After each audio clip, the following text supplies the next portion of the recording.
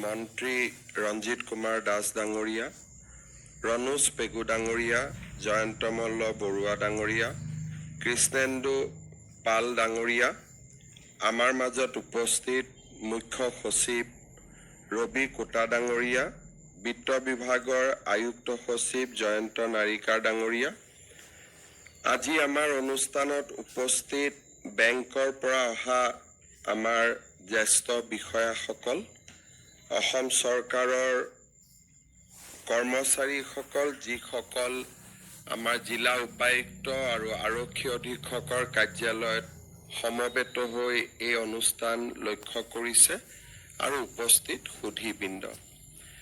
বিত্ত বিভাগৰ আয়ুক্ত সচিব জয়ন্ত নাৰিকাৰ ডাঙৰীয়াই জিৰ' প্ৰিমিয়াম ইঞ্চুৰেঞ্চ কাভাৰেজৰ বিষয়ে ইতিমধ্যে উল্লেখ কৰিছে। মোৰ মনত আছে, মই ঝাৰখণ্ডত নিৰ্বাচনী প্ৰচাৰৰ বাবে ঝাৰখণ্ডত আছিলোঁ। এগৰাকী পুলিচ কনিষ্টবলৰ তাতে মৃত্যু হৈছিলে আৰু চৰকাৰে ঘোষণা কৰিছিলে যে আন সুবিধাবিলাকৰ লগতে আমি বেংকৰ পৰাও আমাৰ জিৰ' প্ৰিমিয়াম কষ্টৰ 50 লাখ টকাৰ ইঞ্চুৰেঞ্চ যোগান ধৰিম। মই তাৰ পৰাই জয়ন্ত নাৰিকাৰক ফোন কৰিছিলোঁ আৰু মই তেওঁক কৈছিলোঁ যে ঝাৰখণ্ড চৰকাৰে বেংকৰ লগত জিৰ' প্ৰিমিয়াম ইঞ্চুৰেঞ্চৰ ব্যৱস্থা কৰিছে, আমাৰ অসমত এনে ব্যৱস্থা আছেনে নাই। তেখেতে মোক কৈছিলে যে আমাৰ যিখন অৰিজিনেল এগ্ৰিমেণ্ট আছিলে তাতে এই বিষয়ে উল্লেখ আছিলে, কিন্তু আমি কোনেও বিষয়টো পাৰ্চু নকৰা বাবে বা পৰৱৰ্তী কৰিবলগীয়া কামখিনি নকৰা বাবে আমাৰ কৰ্মচাৰীসকল এই জিৰ' প্ৰিমিয়াম যিটো ইঞ্চুৰেঞ্চ কাভাৰেজৰ বেনিফিট তাক পাব পৰা নাই।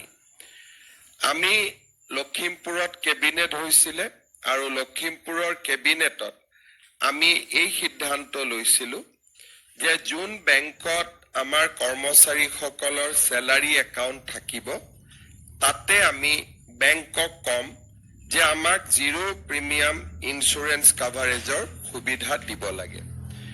লখিমপুৰ কেবিনেটৰ পিছত আমাৰ বিত্ত বিভাগে বেংকসমূহৰ লগত যোগাযোগ কৰিছিল আৰু যোৱা 1 জানুৱাৰী তাৰিখে, এই বছৰৰ 1 জানুৱাৰী তাৰিখে আমি state bank of India, union bank of India, Punjab national bank, axis bank আৰু ইণ্ডিয়ান বেংকৰ সৈতে আমি আনুষ্ঠানিকভাৱে চুক্তি এখন কৰিছিলোঁ, যাৰ আধাৰত যদি কোনোবা কৰ্মচাৰীৰ বিমান দুৰ্ঘটনাত মৃত্যু হয় তাৰ বাবে তেওঁলোকে পৰিয়ালে 2 কোটি টকাৰ বীমা লাভ কৰিব।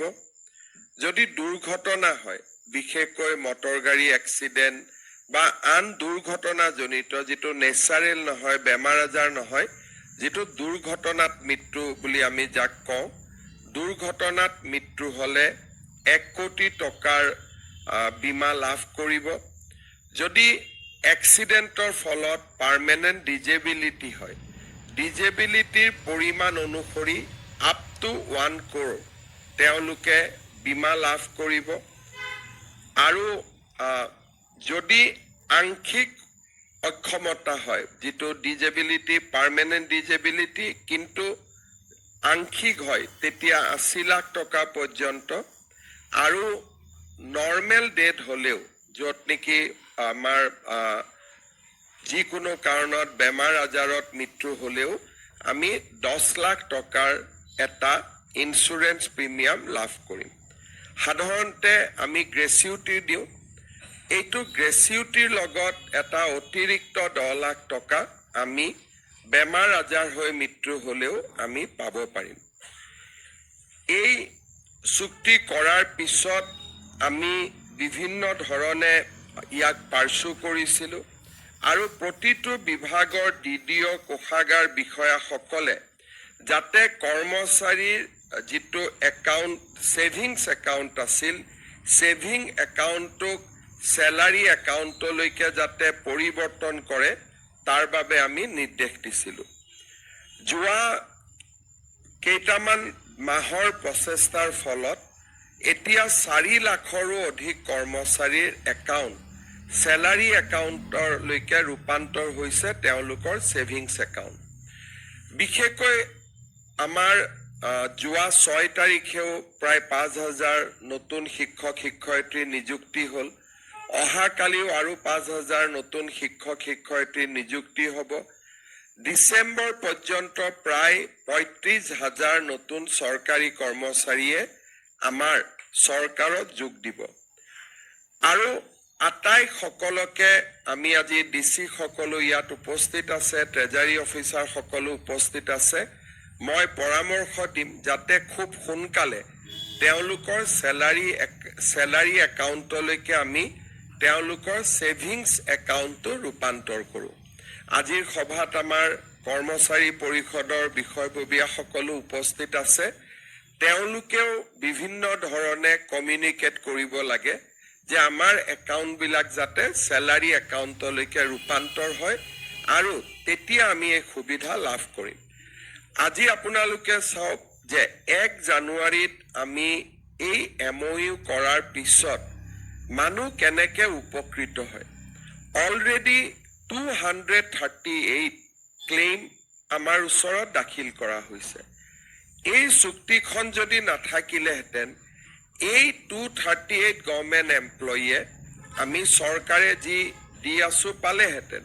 কিন্তু অতিৰিক্ত যিটো জিৰ' প্ৰিমিয়াম, য'ত প্ৰিমিয়ামেই দিব নালাগে, এই অতিৰিক্ত সুবিধাটোৰ পৰা তেখেতসকল বঞ্চিত হৈ থাকিলেহেঁতেন। আজি আমি 238 যি ক্লেইম আছিলে তাৰে আমি 197 ক্লেইম আমি নিষ্পত্তি কৰিছোঁ আৰু কেইবাটাও ক্লেইম নিষ্পত্তি হোৱাৰ পথত। মই আমাৰ বিত্ত বিভাগক কৈছিলোঁ যে আমি প্ৰত্যেক জিলাতে 1 বা 2খন চেক আমি চেৰিমনিয়াছলি দিব লাগে যাতে কৰ্মচাৰীসকলৰ মাজত এই আঁচনিটোৰ বহল প্ৰচাৰ হয়। কাৰণ তেতিয়া সতীৰ্থসকলেও গম পাব আৰু তেওঁলোক সজাগ হ'ব। আজি আমি ইয়াতে 6টা পৰিয়াল যি দুৰ্ঘটনাত বিয়োগ হৈছিল আমাৰ মাজত আছে আৰু মই সকলোলৈকে সমবেদনা জ্ঞাপন কৰিছোঁ। কিন্তু অকণমান হ'লেও আমি সকলোৱে সকাহ পাইছোঁ যে আজি আমি তেওঁলোকৰ পৰিয়ালক 1 কোটিকৈ টকা ইয়াতে আনুষ্ঠানিকভাৱে দিব পাৰিম। 6 কোটি টকা 1 কোটিকৈ আমি 6টা পৰিয়ালক আজি আমি হাতত তুলি দিম। আৰু 191টা পৰিয়াল আমাৰ মাজত এনেকুৱা আছে যিসকলৰ মৃত্যু হৈছে, কিন্তু বেমাৰ আজাৰত মৃত্যু হৈছে আৰু দুৰ্ঘটনাৰ লগত তেওঁলোকৰ বিশেষ সম্পৰ্ক নাই। তেনে 191টা পৰিয়ালক আমি যথেষ্ট ডাঙৰ সিদ্ধান্ত গ্ৰহণ কৰোঁ।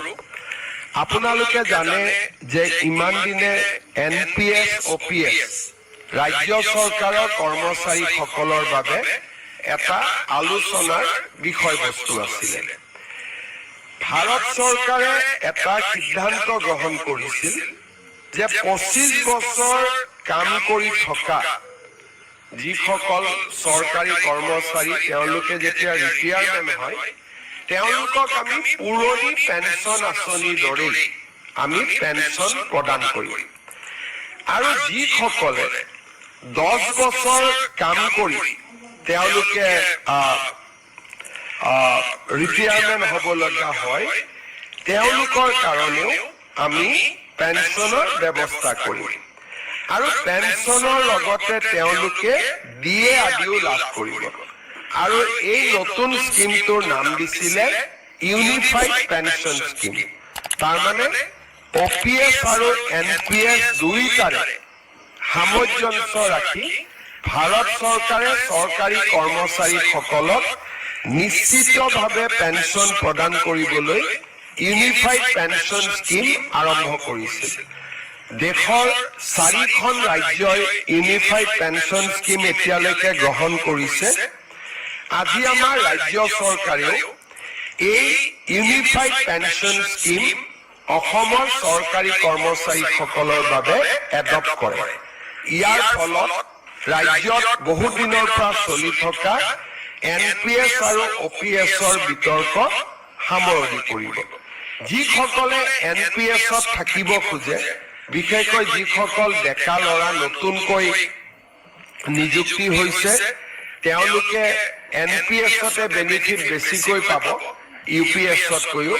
কিন্তু আমি দুইটা অপশ্যন তেওঁলোকৰ বাবে খুলি দিছো, যে তেওঁলোকে নিজে বিচাৰিলে NPSতো থাকিব পাৰিব বা তেওঁলোকে UPSতো যাব পাৰিব। UPSলৈকে যোৱা মানে তেওঁলোকে নিশ্চিত পেঞ্চন, OPSৰ লোকসকলে যেনেকে পাই আছিলে অল্ড পেঞ্চন স্কিমৰ, UPSত গ'লে তেওঁলোকে নিশ্চিতভাৱে পেঞ্চন লাভ কৰি থাকিব। আজি এই আঁচনিখন ৰাজ্য চৰকাৰৰ কেবিনেটে গ্ৰহণ কৰে আৰু এবছৰৰ ভিতৰত কৰ্মচাৰীসকলে সিদ্ধান্ত ল'ব পাৰিব যে আমি NPSত থাকিম নে আমি UPSলৈকে যাম। ইয়াৰ ফলত ৰাজ্যত চলি থকা বা দেশত চলি থকা এটা বহুদিনীয়া বিতৰ্কৰ সামৰণি পৰিব বুলি আমি আশা কৰিছো। আজি কেবিনেটত কেইটামান আৰু গুৰুত্বপূৰ্ণ আমি সিদ্ধান্ত লৈছো। এটা হৈছে